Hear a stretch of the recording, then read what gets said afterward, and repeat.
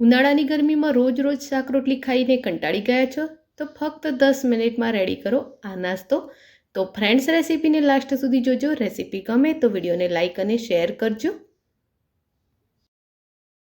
આજની આ રેસીપી બનાવવા માટે એક વાટકી હાંડવાનો લોટ લઈશું. જો હાંડવાનો લોટ રેડી ના હોય તો અડધી વાટકી ચોખા અને એનાથી સહેજ ઓછી ચણાની દાળ લઈ મિક્સી જારમાં તમે એને દળી શકો છો.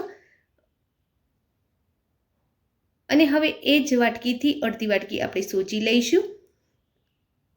ત્યારબાદ એમાં અડધી વાટકી ખાટી છાશ ઉમેરીશું.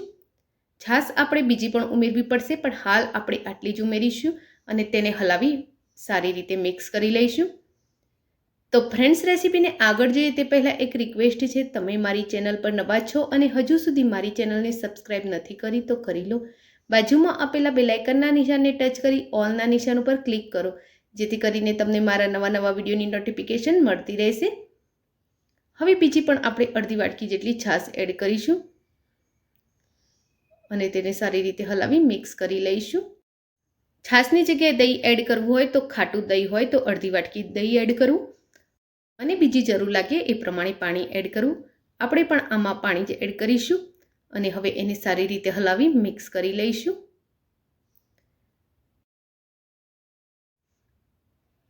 બેટર આનું આ રીતે ઘટ જ રાખવાનું છે અને હવે એને ઢાંકી 5 થી 7 મિનિટ માટે રેસ્ટ આપીશું અને ત્યાં સુધી આપણે બીજી તૈયારી કરી લઈશું.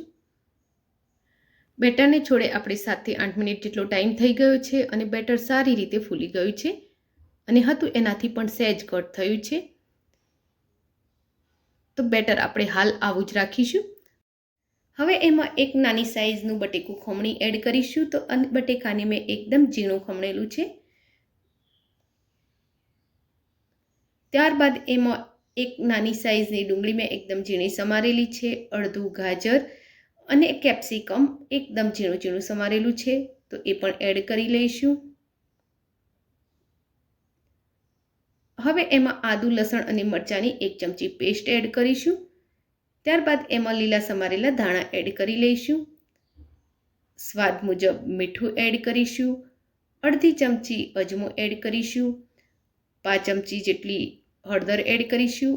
અડધી ચમચી મરચું એડ કરીશું.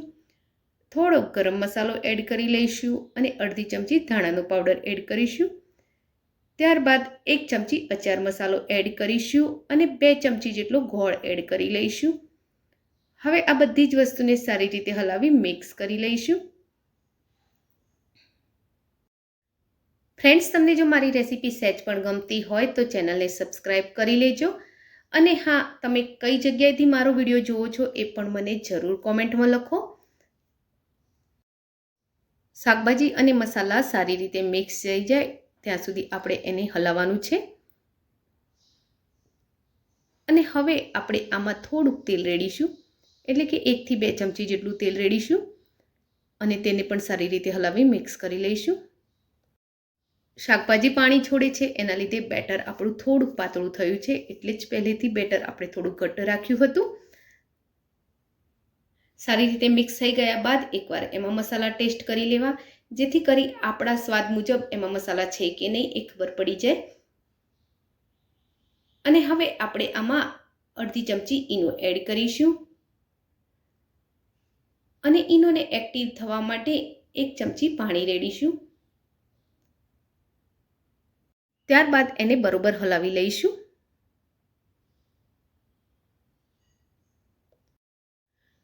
તો આ બેટર આપણું તૈયાર છે. ગેસ પર પેન મૂકી એમાં થોડુંક તેલ રેડી એને ગરમ કરી લીધું છે. તો હવે આપણે જે બેટર તૈયાર કર્યું છે એમાંથી 1 ચમચો બેટર લઈશું અને આ રીતે એના નાના પીસ રેડી કરીશું અને સાઈડમાંથી એને આ રીતે સરસ સેટ કરી લઈશું, જેથી કરી આપણો જે નાસ્તો રેડી થાય એ એકદમ પરફેક્ટ શેપનો થાય. તો એક સાથે આમાં 4 પીસ રેડી થશે.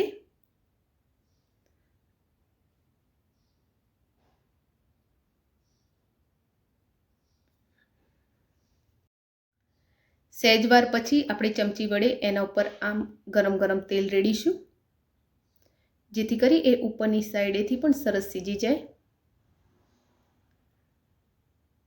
અને ઉપરની સાઈડેથી સીજી જાય પછી આપણે એને પલટાવી લઈશું.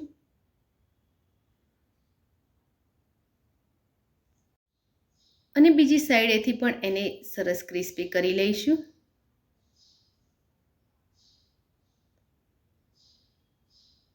તો આમ 1-2 વાર પલટાવી આપણે એને બંને સાઈડેથી સરસ ક્રિસ્પી કરી લેવાનો છે.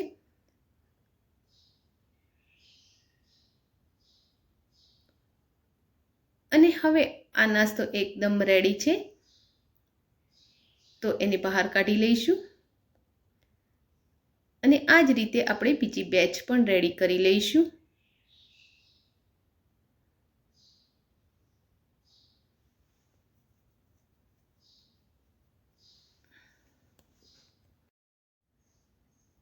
તો આજનો આ નાસ્તો ઉપરથી ક્રિસ્પી, અંદરથી એકદમ સોફ્ટ અને ખાવામાં એકદમ ટેસ્ટી છે.